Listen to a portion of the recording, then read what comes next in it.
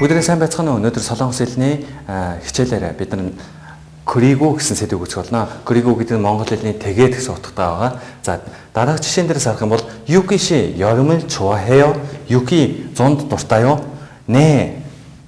네, 저는 여름을 좋아해요. 대매 бид зунд дуртай. 그리고 энэ монгол хэлний тэгээд шүү дээ. 봄도 좋아해요. би 대매 би зунд дуртай. тэгээд 봄도 좋아해요. Энэ дээр дуу гэдэг маань монгол хэлний чигсэн гэдэг утгыг илэрхийлдэг болоо. Чигсэн гэдэг утгыг илэрхийлдэг. За хараарай. Юки зунд дуртай юу тийм ээ? Би зунд дуртай. Тэгээд хаварт чигсэн дуртай гэсэн утга санааг илэрхийлж байна. Өнөөдөр миний гол үтсэж байгаа өгүүлбэрийн энэ нөхцөл маань болохоор тухайн зүйлийг дэмжиж цаашаа юу болох гэж байна гэсэн тэгээд гэсэн утга санааг илэрхийлж байна. Тэгэхээр дараагийн нэг жишээг харъя. 저는 학생이에요. 이번 서로쯤 그리고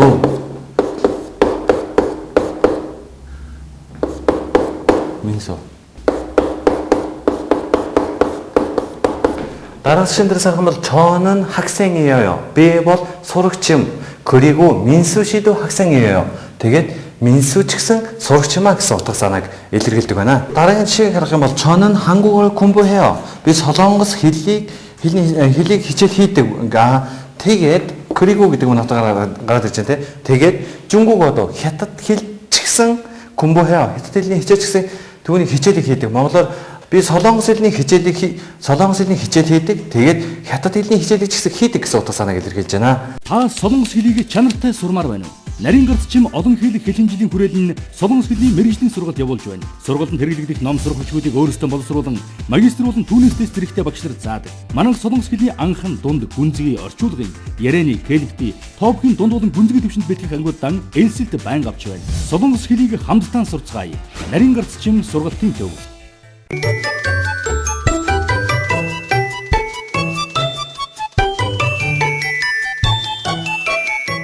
гэдэг хичээлийн сэдв дотор хоёр дахь нөхцөл маань ан гэсэн нөхцөл байгаа. Ан гэдэг маань өөрөө хүсэхгүй байна гэсэн утгыг илэрхийлдэг. Хүсэхгүй.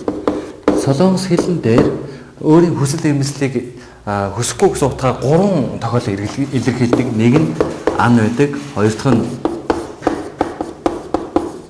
жианта байдаг, гурав дахь нь болохоор мут гэсэн ийм гурван утга байдаг байгаа. Тэгэхээр яаж ийм гэхээр ан гэдэг нь болохоор би өөрөө 100% миний хүсэл эрмэлзлээс хамаарч байгаа учраас би хийхгүй эсвэл тийхгүй гэсэн санааг илэрхийлдэг бол жи антаа 50% байдаг байгаа. 50% нөгөө тал нь хүсээгүй эсвэл би ч хүсээгүй юм уу аль нэг тал нь хамаагүй 50% илэрхийлдэг. Мод гэдэг нь би өөрөө хийхийг хүссэн ч гэсэн хийж чадаагүй утга санааг илэрхийлдэг байна. Тэгэхээр өнөөдрийн бидний үзэх гэж байгаа нөхцөл маань ан байгаа.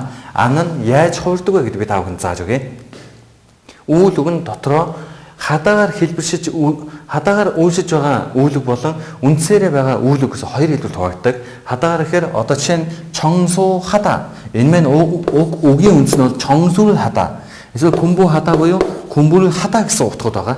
Тэгээ юу гэж байна гэхээр цэвэрлэгээ гэсэн ганц нэр үг маань хадаатай нийснээрээ үйл үг болон хувирсан байна. Тэгэхээр хараарай 청소를 하다 цэвэрлэгээ хийх 공부를 하다 хичээлийг хийх гэсэн хэлбэртэй.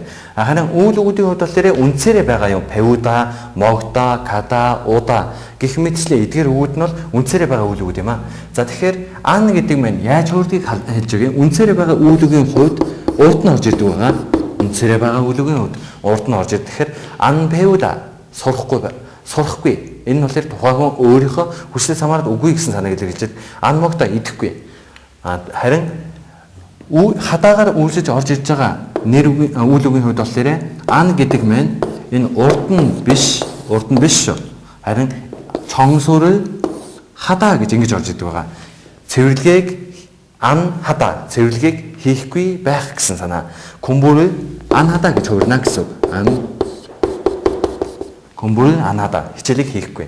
Тэгэхээр энэ маань үйл үгийн хувьд ингэж хувирж байгаа бол харин тэмдэг үгийн хувьд бол арай ондоо байгаа. Бүх тэмдэг үгүүдийн өмнө ан урд нь орж ирдэг. 안 싫어하다, 안 싫어해요. дургүй биш. ан мусаваада айхгүй байх гэх мэтчлээ. Тэгвэл бүгдээ жишээ өгүүлбэрээр хамтдаа үзцгээе. Нүний 와요? 아니요. 눈이 안 와요. 알아래? цаас орох уу? үгүй. цаас орохгүй. 안 와요. 자, 오늘은 학교에 안 가요. өнөөдөр сургууль руу явахгүй гэсэн санаа гарч иж байна. өнөөдөр сургууль руу явахгүй. Тэгэхээр 안 гэдэг маань хамгийн гол нь үйл үгийн маань урд байгааг та бүхэн анзаарч хараарай. 민수는 오늘 운동을 안 해요. 민수 өнөөдөр дасгал хийхгүй. Тэгэхээр энэ маань болохоор хадаагаар хэлбэлшиж орж ирсэн үйл үг байгаа зү. Тэгэхээр яаж яах вэ гэхээр 민수 өнөөдөр дасгалыг 안 하다 гэж ярьдаг. дасгалыг хийхгүй. Энэ тохиол байна шүү дээ. Энийг сайдаар анзаараа. Энэ тохиоллыг танд байр гарч ирж байна. Энэ мэтчлэнгээр хадаа гэдэг үг байна.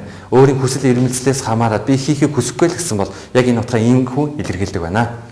өнөөдрийн солонгослын хичээлийг хамтдаа үзээд суралцсан ба та бүхэнд маш их баярлалаа.